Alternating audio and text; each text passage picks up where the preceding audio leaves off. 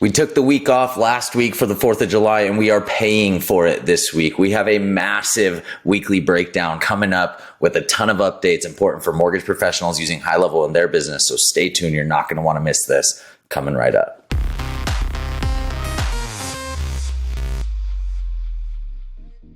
All right, like I said, we have got a ton of updates for you guys this week. I'm going to fly through some of these, so feel free to either rewatch this, obviously, but also remember, if you want to know more about any of these, you can go into the actual HighLevel official community that's open to anybody. You can go in there and you can search for the updates. You can look at the featured posts and see Sean talking about the updates. You're welcome to explore them there as well. Again, this is a curated list. This is not comprehensive. If this is our spreadsheet and how we manage it. And so if you look, anywhere you see numbers skipping or these are hidden rows that represent features that I didn't think were important enough to put inside here. So again, if you want to see all this information unfiltered, HighLevel official community is where I get this stuff from. Okay, so first up, we have a couple updates to the calendar functionality. Number one, you have the ability to specify multiple locations for a meeting now. Now, you can only do this under certain circumstances. I got tripped up over this initially. For example, if you have a round robin calendar and you have multiple people on that round robin, like I will demonstrate here, okay, your meeting locations are going to be limited to the individual. So each individual can have their own meeting location, but you can't have multiple meeting locations for each individual. Whereas if you have this set up only for one person, so like, for example, then I have the ability, right? Because this is only one person, I have the ability to come in and add multiple different locations. And then now the person that is booking gets the ability to pick which location they want to meet you at or whatever, right? I'm honestly not sure how this is going to apply for a loan officer, at least as it sits. I think they're going to improve the feature. I might an improvement I think would be, and maybe there's already the ability to do this in other ways, but being able to have users assigned to a location, have that person pick their most convenient location, and then the users that are assigned to that location are available. I could see it if that's where they're headed. I could see why that would be valuable. But in this instance, it's, I don't know, maybe prove me wrong. Tell me why you're using it or how you're using it. I'd love to know. But the next piece of the calendar updates is now we have the ability to do a couple more things with setting appointment preferences if we do have multiple people on a round robin calendar. So if you didn't know, right, I was kind of showing you before, if I had a couple names in here, we now have the ability, we always have had the ability to round robin based on either availability or based on creating an equal distribution. So if you want to be able to round robin appointments as they get booked, almost like leads or something, you would have the ability to do that. Again, we use this optimizing it for availability, right? We want to make sure that the calendar is referencing multiple different salespeople's availability and then assigning the slot based on who's actually available. So it's going to display all the available slots and then whoever's available. And then you have the ability to do these like high priority, medium, low priority. That's how it assigns it. Really cool round robin functionality. If you use Calendly, very similar to that. All of this is available. You now have the ability to require this either when somebody reschedules to either reassign through the round robin or to keep the same appointment owner. Reassigning through the round robin, that is a new functionality. This makes it so that now instead of sending a reschedule link that is only going to reference that individual's calendar, it's going to reference everybody's calendar again and allow them to reschedule with anybody, or vice versa, or keep the same appointment owner if you select it this way. The other piece of this that's really cool, you now have the ability to specify we want this always book with the contact's assigned owner. And so as long as we go into forms and we have our widget order set up correctly, meaning we're asking the questions before they see the date and times, right? That would be required. Then you're going to be able to tell this, hey, always book with the contact's assigned owner. So if somebody comes in already assigned to somebody, don't round robin it. Don't let it go to anybody. Go back to that assigned owner. Cool functionality. We'll use it. I know we have clients that'll use it. check it out. Calendars, if you're not using them and you're paying for Calendly or anything like that, you're definitely messing up. All right.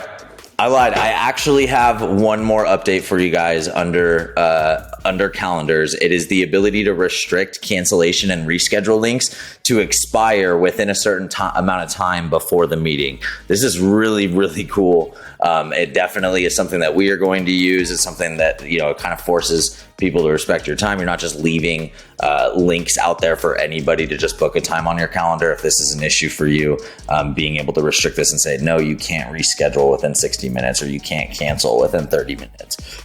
We need to talk, you know, being able to do something like that. Pretty cool functionality here as well.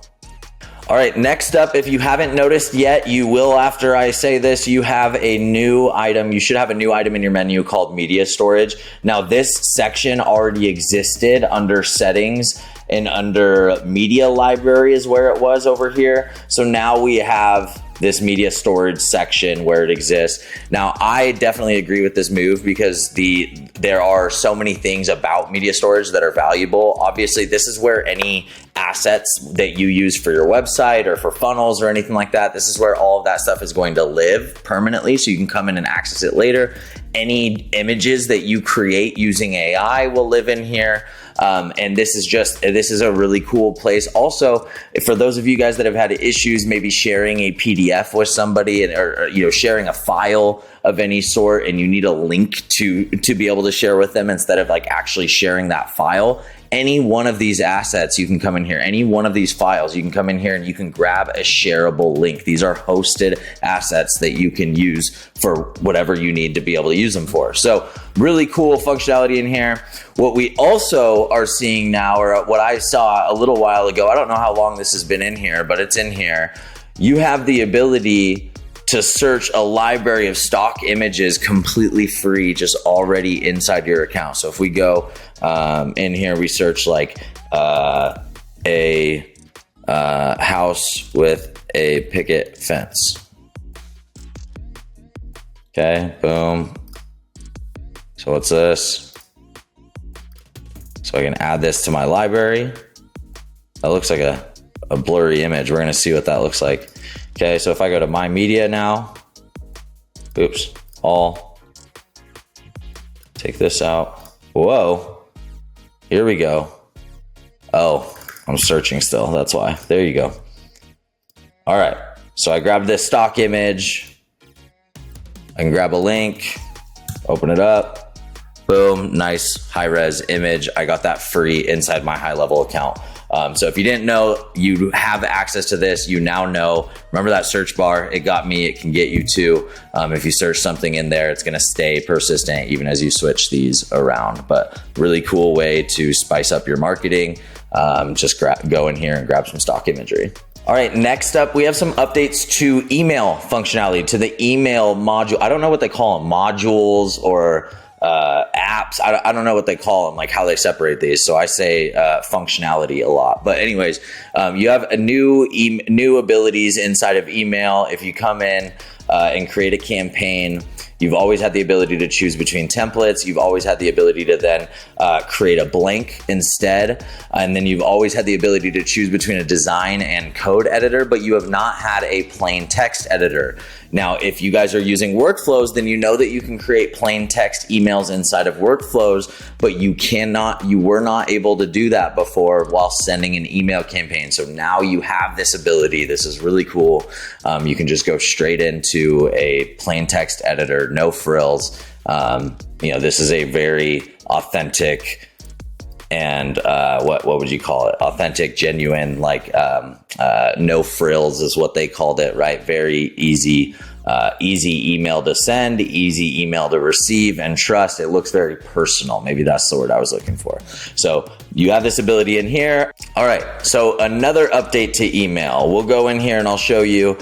You may have noticed that you are limited in what you can put in this field now. You can only add validated emails as a from email address. This is a positive thing. This is going to improve your email deliverability. If you're getting warnings pertaining to this, pay attention, fix it, because this is a good thing. Okay. I put in a personal email, right? This seems to be an unverified email address. To use this address, verify now. If I click this, they'll send me a code. I put that code in right here. Now that email is verified. Now I am able to use it as a from email address. So until then, it will let you use your user emails because these emails have already been verified, right? These emails have already been used to log in and out of the system. I'm assuming that's the logic that they're using. So you will still be able to use your user emails in there, but if you want to specify anything besides that, then you're going to have to verify it through a verification process now. All right, next up, we have a new ability to animate the text on your websites and funnels. So this is really cool. You could do this before with custom CSS, and we saw people do that. However, the fact that this is now just built in is crazy. The number of different ways that you can make this, I'm pretty sure this changed since I looked at this morning. Like, I don't remember seeing some of these options that are now up here. But anyways, they're here. I went into one of our landing pages and just kind of played around with it a little bit so I could show you what it looks like. But basically any text field, you can go into animations now, which is a new tab before where it was only general and advanced. And you can define how you want that text to like animate onto the screen. So an example, I'll refresh this page. Right, boom, and we see the slide in here, or the zoom in here, the slide in down here. If we scrolled in, boom, slide in from both sides. None of those things existed before. And I was able to do this just by clicking clicking in here versus before. Again, I've seen a lot of high-level sites that do this, but do it with custom CSS, and that can be problematic. So really, really cool functionality that we're excited about. You should be too, especially if you're using sites in HighLevel. All right, so speaking of the page builder, the next thing I want to show you guys is that we now have the ability to essentially turn images into buttons, whereas before you could make an image a link, but you couldn't do everything that you could do with a button. So for example, if you're setting up a funnel, right? So this is an example of a funnel. If you're setting up a funnel and you were to click on one of these pages, before you were able to say, here, let me move this over here real quick. Okay, before you were able to say, go to website URL. And that's what you would do, right? So now we have the ability instead to say, go to the next step in the funnel. Same thing here. I'm going to define a step. Go to the refinance. Boom. Okay. And so now just a little bit easier, cleaner way to interact with the images. Again, it just makes it so you can turn any image into a button basically, which is very valuable in a lot of ways. So make sure that you check that out if you're using images as buttons in your sites and funnels. All right, next up, we have the ability, a couple new functions inside of forms and surveys. Number one, with your radio options, right? Your single choice radio fields. With these, you now have the ability to spread the content to multiple columns. So rather than having one long list of options, you can say, spread this to 2 columns, right? Or spread it to 3 columns, spread it to 4 columns, right? You can change how this looks entirely now. Really, really cool functionality. I mean, you can see right where we're going to use it right away. So yeah, definitely check this out, especially if you're using forms and surveys to generate leads on your website. All right, next up for forms and surveys, you now have the ability to verify phone numbers. Again, another win for forms and surveys. You now have the ability to click this button here, validate phone, and not only is it going to check to make sure that it's a legitimate phone number, but more importantly, it is going to require them to put in a phone number or put in a 6-digit code or whatever, right? So you click verify phone, just the same way that the email verification works, you're going to require phone verification here. Really, really cool functionality. You now have that with phone and email, so you can make sure that you're only generating the highest quality leads. Check that out for sure. All right, next up, did you know that you can connect a Pinterest profile in your social planner? I didn't. I look at social planner all the time, but now you have the ability to connect multiple Pinterest profiles. So obviously, and I say obviously because of how I'm talking right now and not for any other reason, but obviously I'm not super well versed in Pinterest, but you now have the ability to link up as many accounts as you want in Pinterest and then execute your posts from the social planner. If you're not using the social planner already, definitely check this out. All right, next up, if you are using courses, if you are putting together courses and hosting them inside your HighLevel account, you now have the ability to customize lesson thumbnails. You now have the ability to customize the thumbnails that represent these videos, whereas before it was just a still frame from the video. You can either A, upload a custom one, or B, you can move to any frame in the video that you want to and use that frame as a thumbnail at any point.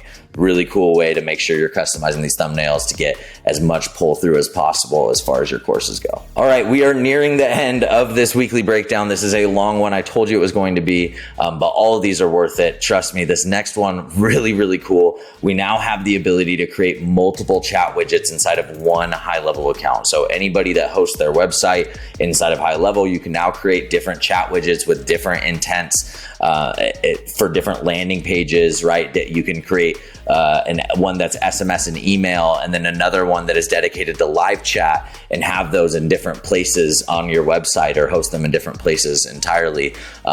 You can put these on your realtors' websites, right? You get an embeddable code that you're able to. You get this code and you can copy and paste this. You can throw this on one of your realtors' websites so that they have a live chat connection to you. The leads do when they come to the website. So a lot of really cool things coming down the pipe. The fact that this is here, this is amazing. You know, we've always had the ability to create one chat widget. Now you can create as many as you want to inside your HighLevel account. All right, so we do have a couple more updates for you that I don't have screen shares for. So stay tuned, couple more, and then we're wrapping this up. All right, number one, we now have the ability to create a white labeled app that can live in the Google Play Store and the App Store that represents your community, your affiliate program if you have one, which for most loan officers is not going to apply, okay? But more importantly, your courses. So your courses and your community. So if you start putting together digital content that you want to be able to offer your audience, you can create a community around that content, deliver that content to them, and you can put it inside of a white labeled app branded directly to you. So this is a really next level adoption. This is something that some of our enterprise clients are definitely going to be interested in adopting. But I challenge individual producers or brokers that are watching this, that are looking to take that like next step and really become a loan officer unlike one that we've seen, right? Somebody that is digital first, digital education driven. And I don't want to say that we've never seen that before, but there's definitely some cool next generation adoptions of stuff like this. So that white labeled app, really cool. We're definitely going to do it. I will take you guys through on my YouTube channel. I will end up creating a video showing us going through this process when I can figure it out or have the time to jump into it within the next couple weeks. But for now, just know this is available. If you have an agency specifically, look for that ability to turn this on in your agency settings and stay tuned for more information. All right, next up, for those of you guys that are using the IVR functionality inside of HighLevel, I don't have any clients that are doing this, so I can't demonstrate this, but you now have the ability to listen to recordings from your IVR. So IVR, what does that mean? I can't remember exactly what the acronym is, and usually I get it wrong if I try, so I'm not going to, but it's basically your inbound call routing service, right? So when somebody calls and hits a switchboard that says, hey, thank you for calling ABC Mortgage, press 1 for sales, press 2 for processing, or press 1 for John, press 2 for whatever, however you want to do that, right? And you can set up multiple layers of this. You can do this inside of a HighLevel account that is using the Lead Connector phone service. So now, whereas before recordings didn't exist for these calls, now they do, and they actually save all of the recordings from the IVR. So right, if it follows down a path, and they end up talking to multiple people or end up going through multiple switchboards, is going to save multiple recordings, and you're going to have access to that in a drop down. So if you're using the IVR functionality, really cool. First off, let me know how it's going. I would love to hear more about it. All right, lastly, guys, we have a mobile app update. This is not a big update functionality wise, at least not for loan officers. A lot of stuff regarding WhatsApp. So if loan officers are using WhatsApp and I'm just not with the times, please tell me. But typically I'm tuning that stuff out, anything pertaining to WhatsApp. So that said, that's where a lot of the updates lie. However, there's always like underlying changes that are being made that maybe aren't being communicated, whether it's just like infrastructure, technology, old code, bug fixes, etc., whatever it is. So my point is update the app as soon as you can, because that just is best practice. But then pay attention right after you update the app and make sure that things are functioning the way that you expect it to, and let us know if they are not, so that we can run it up the chain, get HighLevel to fix those things as soon as possible. With that said, guys, that is this week's weekly breakdown. This was a huge one. I hope you watched it to the end, because all of this stuff was important. Thank you so much for watching. We'll see you next time. We'll see you at the top.